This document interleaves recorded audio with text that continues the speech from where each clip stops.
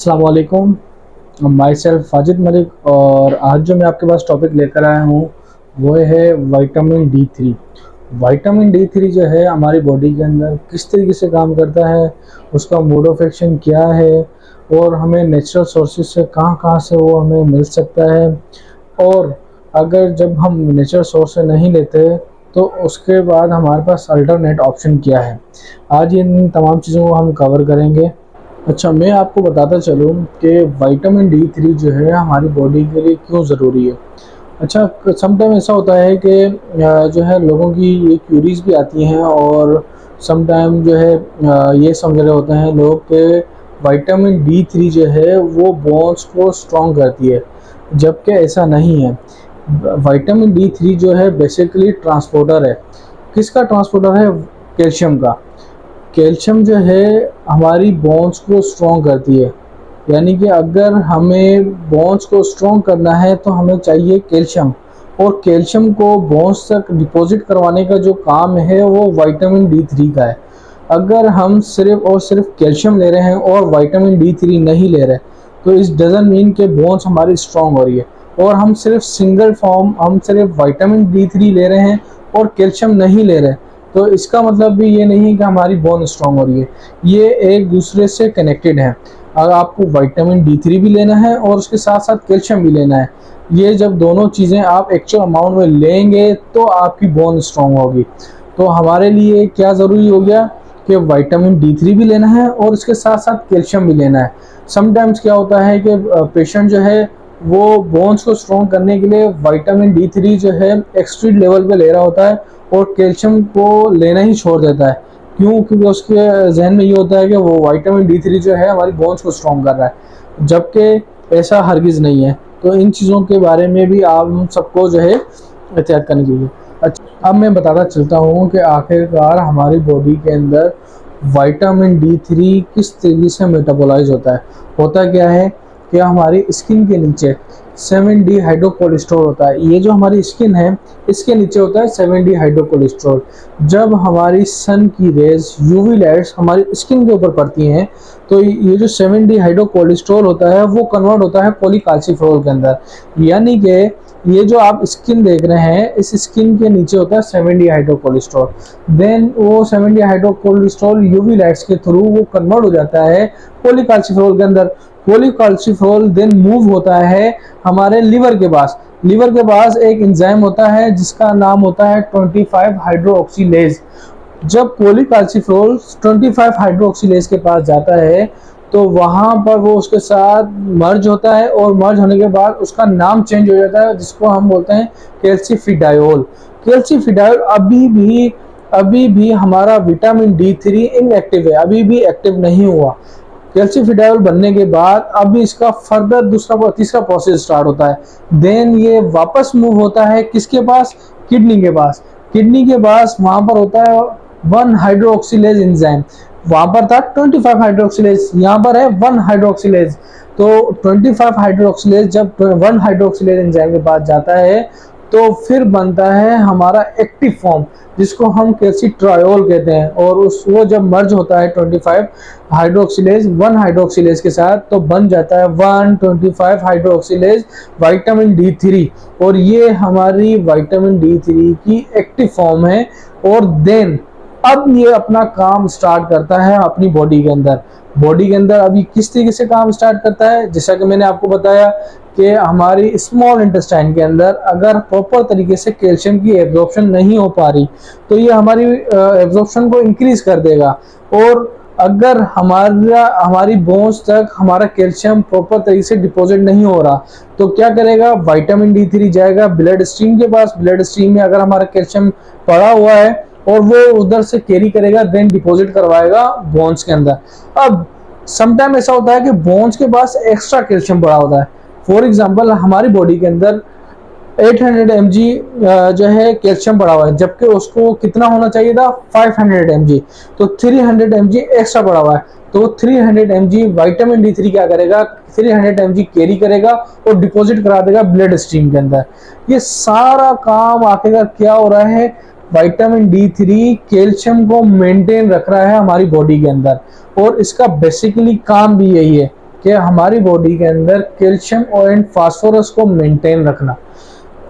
अब आ जाते हैं हमारी दूसरी टॉपिक के ऊपर के आखिरकार वो किस तरीके से हमें नेचुरल सोर्सेज के थ्रू विटामिन D3 मिल सकता है। मैंने आपको पहले बताया कि आखिर हमारे जो है सन के थ्रू हमें विटामिन D3 मिलता है।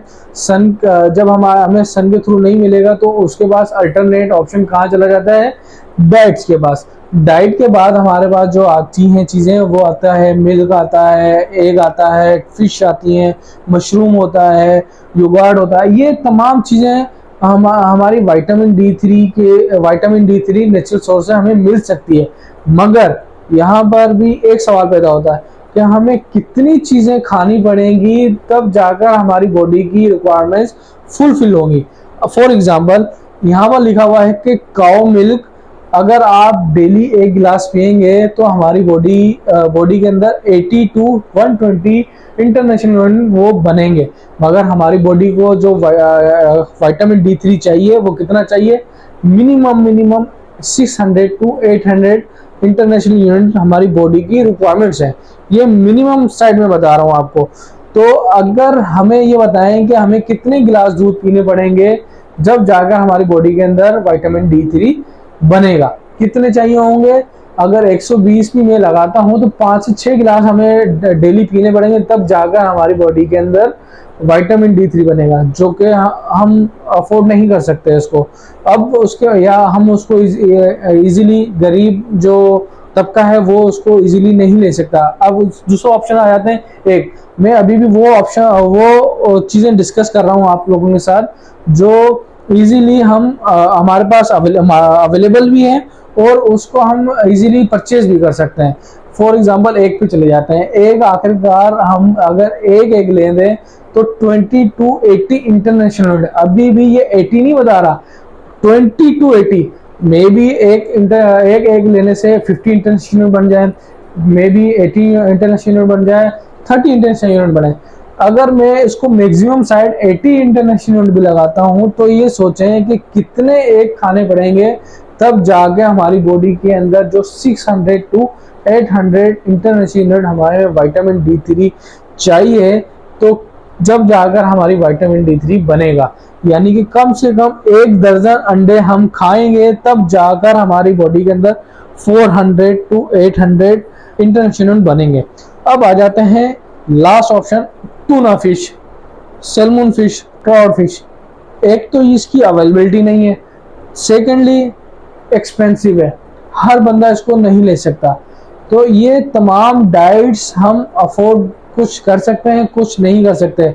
और अगर कुछ अफोर्ड कर सकते हैं जैसे मिल्क हो गया, एग हो गया, जूसेस हो गए, वो हमें इतनी क्वांटिटी में खाने हैं कि तब जाकर हमारी बॉडी की रिक्वायरमेंट्स फुलफिल होगी। तो ये कुछ चीज़ें थी, नेचुरल सोर्स थी जो हम जो है जिससे हम विटामिन D3 को कवर कर सकते हैं। तो अब हमारे पास जब अल्टरनेट ऑप्शन क्या बचता है, सप्लीमेंट्स। सप्लीमेंट्स जो है हमें लेने पड़ते हैं विटामिन D3 की रिक्वायरमेंट्स को फुलफिल करने के लिए, और हम वही ब्रांड चूज करेंगे जिस पे हमें ट्रस्ट हो। पाकिस्तान का नंबर 1 ब्रांड इंड्रोप-D, जो कि पाकिस्तान में फर्स्ट टाइम उन्होंने लॉन्च करवाया था। उन्होंने इंट्रोड्यूस करवाया कि हमारी बॉडी के लिए क्यों विटामिन D3 ज़रूरी है और विटामिन D3 की डिफिशियंसी को हम किस तरीके से कवर कर सकते हैं। पाकिस्तान का नंबर 1 ब्रांड इंड्रोप-D, और ये इंजेक्शन फॉर्म के अंदर है, कैप्सूल फॉर्म के अंदर है, और इस इंजेक्शन को आप इंटेक भी कर सकते हैं और इसको आप IM भी लगा सकते हैं।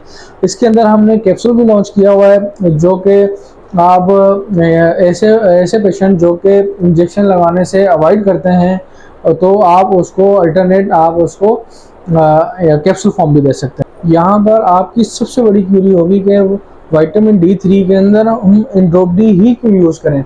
एक तो सबसे बड़ी वजह एक ये है कि इंड्रोप-D एक वाहिद ऐसा ब्रांड है जिसके ट्रायल पाकिस्तान के अंदर भी हैं और पाकिस्तान के शहर कराची के अंदर हैं, और कराची के शहर डॉक्टर गफ्फार बिल्लो जो कि HOD हैं पीडियाट्रिशियन के और आगा खान के अंदर वो प्रैक्टिस करते हैं, उन्होंने एक स्टडी कंडक्ट की जिसमें उन्होंने 100 पेशेंट्स रखे। 50 पेशेंट उन्होंने रखे ओरल के ऊपर, 50 पेशेंट उन्होंने रखे IEM के ऊपर, और उनको 100% रिजल्ट मिला। किसके ऊपर? एंड्रोप डी के ऊपर। तो आज का जो मेरा टॉपिक था वो यहाँ पर इख्तिताम होता है, और इंशाल्लाह नेक्स्ट वीडियो के साथ आपके साथ हाजिर होऊंगा। इससे रिलेटेड अगर कोई भी क्यूरी हो तो आप मुझे इस कमेंट सेक्शन के अंदर बता सकते हैं। लाइक करें, कमेंट्स करें, और अगर आपको और कोई क्या नाम है इंफॉर्मेशन चाहिए, कोई भी ड्रग पे अगर आपको वीडियोस की जो है डिमांड हो तो आप मुझे ज़रूर बताइएगा। Thank you.